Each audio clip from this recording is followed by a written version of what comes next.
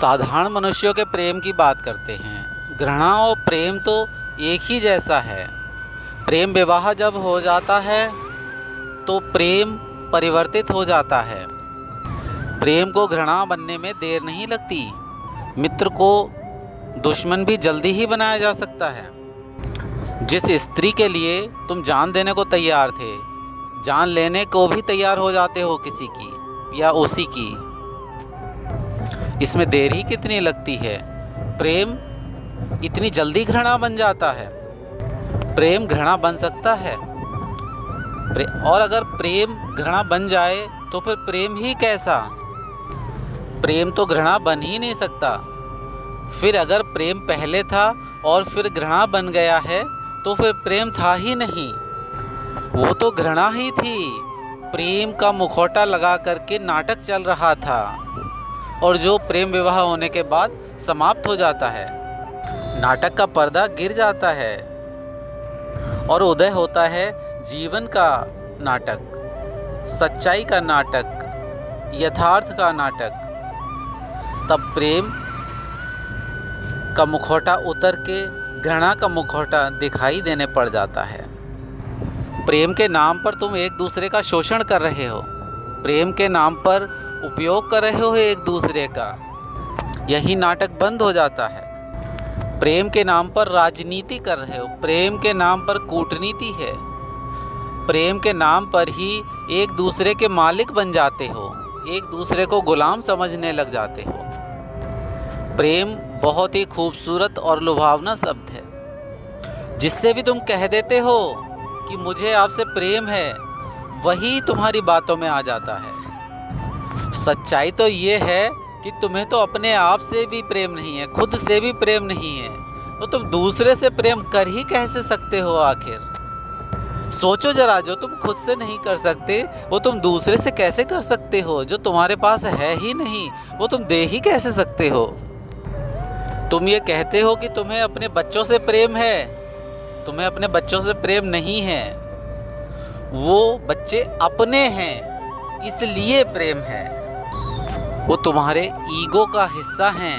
तुम गर्व से कहते हो मेरे हैं, इसलिए तुम प्रेम है। जैसे तुम्हारा बेटा किसी ऊंचे पद पर प्रधानमंत्री हो जाए तो तुम्हें बहुत अधिक प्रेम उत्पन्न हो जाएगा, और वहीं अगर कहीं कोई डाकू या अपराधी घोषित हो जाए तो तुम जाके मना भी कर सकते हो अदालत में जाकर के, ये मेरा बेटा नहीं है। फिर कहाँ गया प्रेम। तुम्हारा प्रेम अहंकार है और तुम्हारा प्रेम वहीं तक रहता है जहाँ तक तुम्हारे अहंकार को सहारा मिलता है, या तुम्हारे अहंकार को जहाँ तक सम्मान मिलता है, ठीक वहीं तक तुम्हारा प्रेम चलता है। इस तरह के प्रेम के अनुभवों के कारण ही लोगों को ये बात पसंद आती है, बिल्कुल सही लगती है कि प्रेम पाप है। मगर ये तो प्रेम का अनुभव ही नहीं है। तुम कंकड़ पत्थर बीनते रहते हो और कहते हो कि हीरे पाप हैं, प्रेम पाप है। तुमने तो कभी जाना ही नहीं कि प्रेम है क्या। अनुभव तुम्हें हीरों का है ही नहीं। अनुभव प्रेम का करो।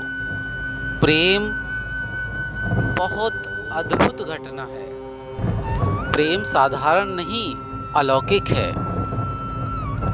इस धरती पर, इस भूमि पर स्वर्ग की कोई किरण अगर उतरती है, अलौकिक किरण अगर उतरती है, तो उसको हम प्रेम कह सकते हैं। इस घोर अंधेरे में प्रकाश की जो किरण नीचे धरती पर उतर आती है, उसी का नाम प्रेम है।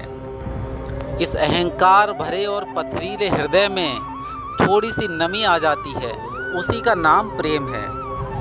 प्रेम का अर्थ है मैं किसी के जीवन में आनंदित हूँ, किसी के जीवन से आनंदित हूँ, अकारण ही आनंदित हूँ। प्रेम का कोई कारण नहीं होता, और अगर प्रेम का कोई कारण है तो मोह है। अकारण हो तो प्रेम। तुम किसी से कहो कि मैं इसलिए तुम्हें प्रेम करता हूँ, तो ये मोह कहलाएगा। और तुम कोई कारण ना खोज पाओ, लाख खोजने पर भी कोई भी कारण प्रेम का ना खोज पाओ, तो तुम ये ना कह पाओ कि किस कारण से प्रेम, अकारण, तो ये मोह नहीं, ये प्रेम है। अकारण, एकदम अकारण प्रेम। अकारण प्रेम तो जैसे आकाश से उतरता है, उसकी जड़ें नहीं होती, और मोह की जड़ें पृथ्वी में होती हैं।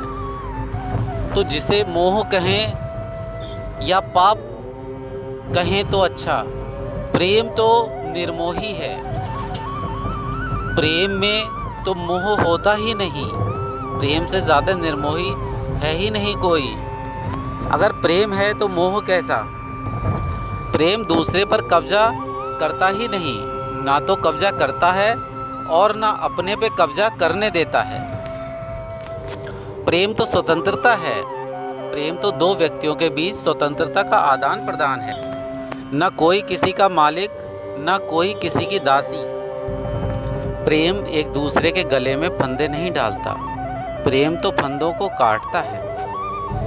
अगर तुम्हारा प्रेम कभी किसी से जीवन में हो तो तुम पाओगे कि तुम भी मुक्त हुए और वह भी मुक्त हुआ।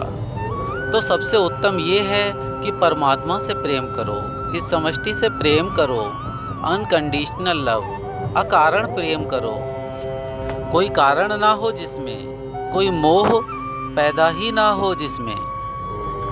प्रेम मुक्ति देता है, मुक्तिदायी है प्रेम।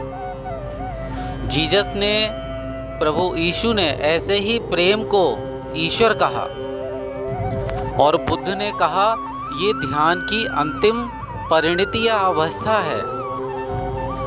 कैवल्य का स्वभाव महावीर ने कहा। इस प्रेम को पाप नहीं कहा जा सकता। तो तुम कैसे मूर्ख हो कि प्रेम को पाप कहते हो? वो जो पाप है वो तो मोह है, प्रेम तो है ही नहीं। वो तो घृणा है, प्रेम नहीं है। घृणा जो मुखौटा लगाई थी प्रेम का, जो कि समय के साथ तिरोहित हो जाता है। जैसे ही दशा बदली, प्रेम तिरोहित हो गया। तुम्हें पंडित पुरोहितों और महात्माओं संतों की सारी बातें ठीक और बिल्कुल जांची परखी मालूम देती हैं, क्योंकि तुम्हारा अनुभव ही गलत है। जब तुम्हारा अनुभव ही गलत है तो वो बातें तुम्हें सारी जच गईं। तुम्हारा अनुभव तो कंकड़ पत्थरों का है, और जब सारे तुम्हारे ज्ञानी लोगों ने ये बात कही कि ये सब तो कंकड़ पत्थर हैं, तो तुम्हें भी ये सारे हीरे कंकड़ और पत्थर हैं, तो तुम्हें भी लगा हाँ बात तो सही है, ये सब कंकड़ पत्थर ही हैं, क्योंकि तुम्हें तो प्रेम का वास्तविक अनुभव है ही नहीं। जिसको हीरों का अनुभव ही ना हो उसके लिए तो सब कंकड़ पत्थर ही हैं। तुम्हारे जिंदगी के जो प्रेम का अनुभव है वो बस धुआं धुआं है, बिखरा बिखरा सा है। इतना धुआं है कि और कुछ दिखता ही नहीं, उसमें प्रकाश और ज्योति तो बिल्कुल दिखती ही नहीं, बस धुआं ही धुआं है। तुमसे कहा गया कि धुएं से आंखें ही खराब होती हैं, पीड़ा ही मिलती है, तो तुमको भी बात जच गई। तुमने कहा हाँ बात तो ठीक मालूम देती है, क्योंकि यही तो तुम्हारा भी अनुभव है प्रेम का। प्रेम तो बिना धुएं की एक चोटी है, धुआं हो ही नहीं सकता प्रेम में। हाँ, अगर प्रेम में कोई कचरा है, घृणा है, तो उसके जलने से धुआं पैदा होगा ही होगा, उसे रोक ना पाओगे तुम। और जहाँ पर कचरा ही कचरा हो, जहाँ पर कूड़ा कबाड़ ही हो, कंकड़ पत्थर ही हो और घृणा ही हो, तो फिर धुआं ही धुआं है, वहाँ प्रेम तो दिखेगा ही नहीं। कैसी ज्योति, कैसा प्रकाश, क्योंकि जब कचरा जलेगा तो होगा तो धुआं ही।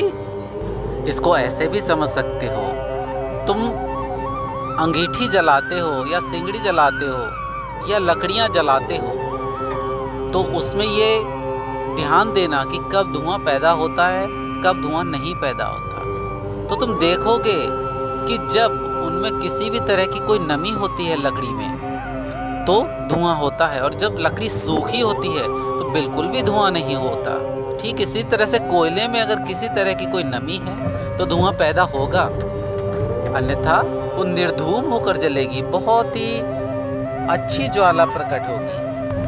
अगर रत्ती भर भी नमी है लकड़ी में, रत्ती भर भी पानी है लकड़ी में, तो धुआं अवश्य होगा। और अगर लकड़ी सूखी है, बिल्कुल भी उसमें पानी नहीं है, तो धुआं बिल्कुल भी नहीं होगा। लकड़ी के जलने से कभी धुआं होता ही नहीं। धुआं तो तब होता है जब उसमें विजातीय होते हैं, तो पानी विजातीय तत्व है जो धुआं पैदा करेगा। ठीक इसी तरह से तुम्हारे प्रेम में अगर धुआं पैदा हो रहा है, तुम्हारे जीवन में कालिख आ रही है, धुआं धुआं हो गया है जीवन प्रेम के कारण, तो वो प्रेम नहीं है। जिंदगी उलझन में पड़ती जा रही है, क्रोध हो रहा है, वैमनस्य हो रहा है, ईर्ष्या हो रही है, तो प्रेम तो ये है ही नहीं, हरगिज प्रेम नहीं है। जलन है, विद्रोह है, तो समझ लेना तुम्हारे प्रेम में कचरा ही कचरा है, बहुत अधिक कचरा है। यह समझ लेना कि प्रेम है ही नहीं, ये तो बदला हुआ मुखौटा, घृणा का मुखौटा लगाए है प्रेम। इसको कोई पाप कहे तब तो ठीक है, लेकिन प्रेम को पाप कहना कहाँ तक उचित है।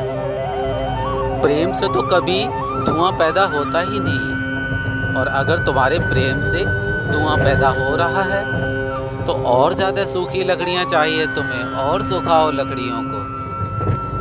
निर्मोह करो प्रेम को, मोह तो लकड़ी को गीला रखता है।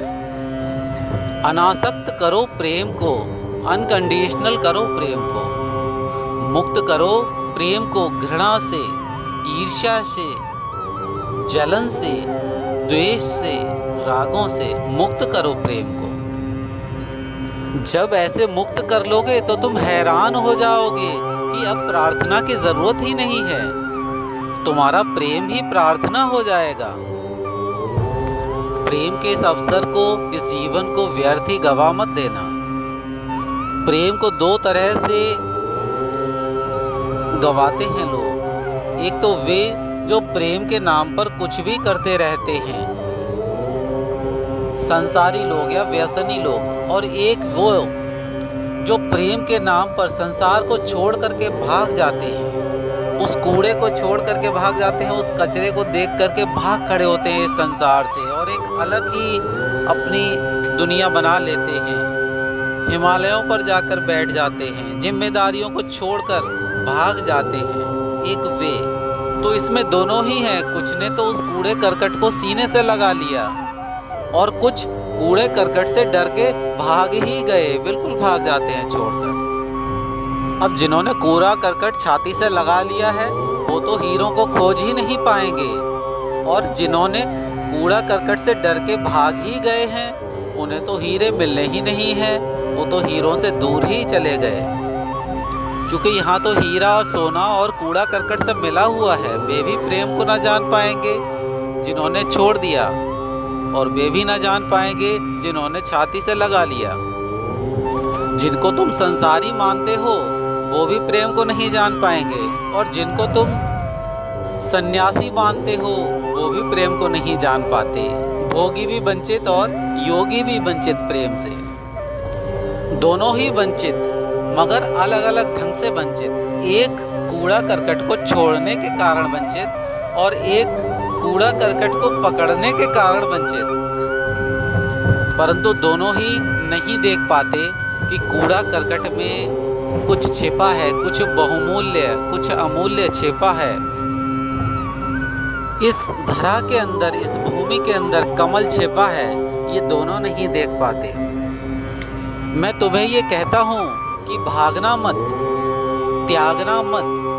त्यागना उपाय नहीं है। जीवन को उसकी समग्रता में जियो, पूर्णता में जियो। जैसा जीवन है उसको वैसा जियो। जीवन के सभी रूपों में जीवन को जीना सीखो। इतना ध्यान रखना कि जीवन का जो भी रूप तुम्हें कष्ट दे तो उसको तुम्हें निखारना है, छोड़ना नहीं, उसको निखार करना है। अगर जीवन में कुछ गलत है तो उसको रूपांतरित करना है, त्यागना नहीं है।